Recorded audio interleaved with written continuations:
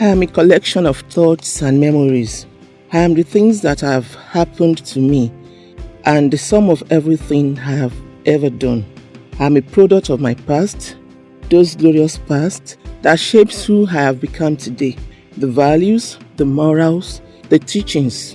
Tumi Bamiro is my name. Let me allow you to peep into my growing up days. I hail from Ijebu, Northeast local government in Ogun State, but was born and brought up in Lagos. My parents, Pa O.O. Mate, and my mom, late Mrs. A.A. Mate, both of blessed memory, were civil servants while they were on earth. But mommy did various buying and selling, trading at various times to augment income from her monthly job as a civil servant. I am the first child of the family. I grew up to quickly positions of responsibility. I grew up in a very loving family. My father was a choir, a chorister, and he sang even till the very end. And I think all his children took this from him. My mom was the strict one, the Margaret Thatcher of the house. It's not as if my father would not scold you, but he would do that without using the cane. My mom would not spare the rod.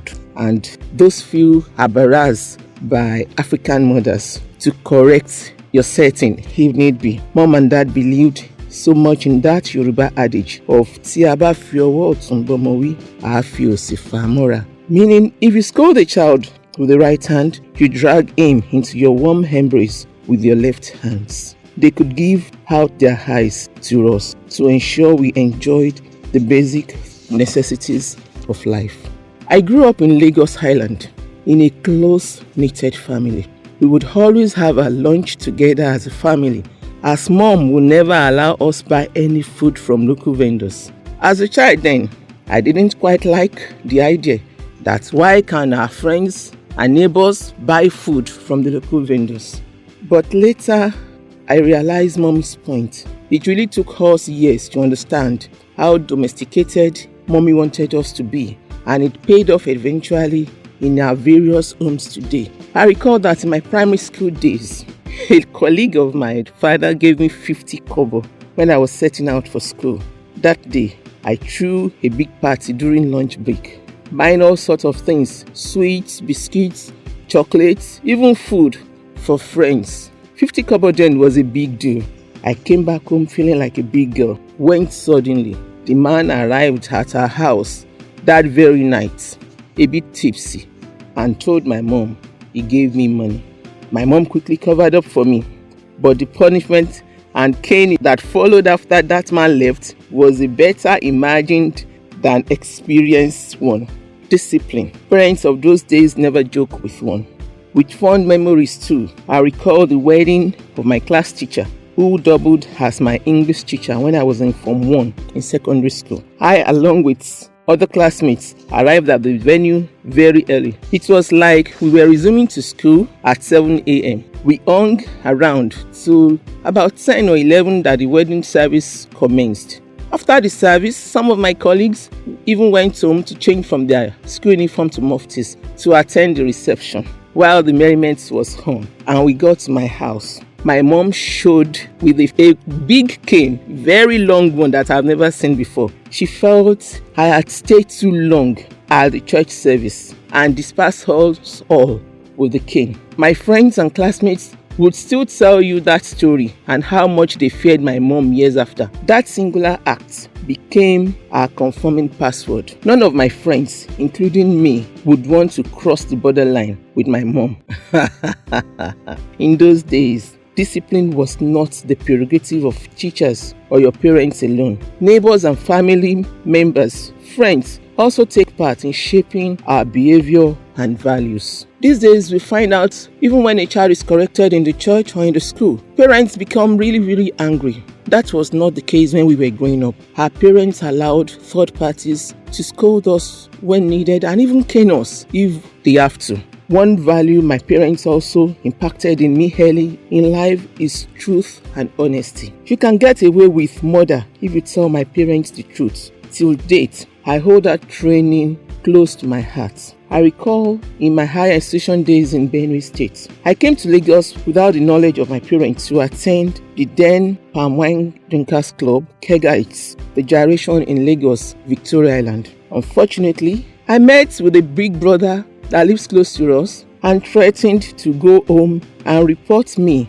Alas, I just went straight to and reported myself. When I met my father, he said, "Where are you coming from? What have you come to do by this time of the day?" Because it was around 7 o'clock in the morning. And I told him, "Daddy, we came for gyration." And at the end of the day, I went back with money, foodstuffs, and my usual provisions. If I had told that lie and the other brother had come to report me, I don't know what would have happened. Not only at Palm Wine Drinkers Club, Kegites, did I learn to interact with people across region and ethnicity. My orientation has always helped me to mix with people of race, different race and standard, sharing and caring and showing concerns to all I come across.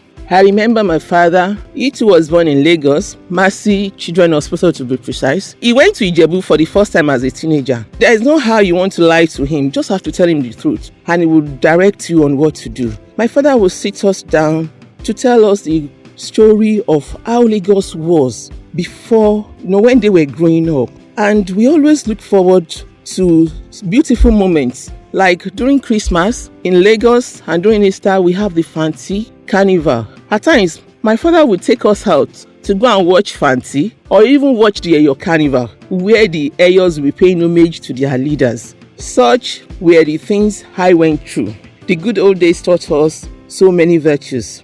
The good old days created in us so many patriotic zeals that made us always think of what we could do for our country and not what our country could do for us. The good old days made us place premium on education and hard work, other than today's get-rich-quick syndrome.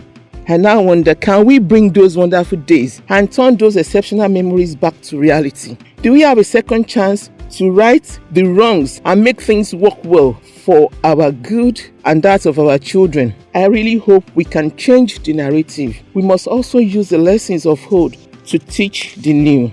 Starting from us here, we can be the difference we crave. There is hope for us all, but we must first be truthful, diligent, and hardworking. We must trust in God and do the best at all times. Our children deserve a greater tomorrow, not tales of the good old days. We start by identifying the problems, develop a strong will to address such problems, and demonstrate a strong sense of purpose required to solve them. Yes, it can be done.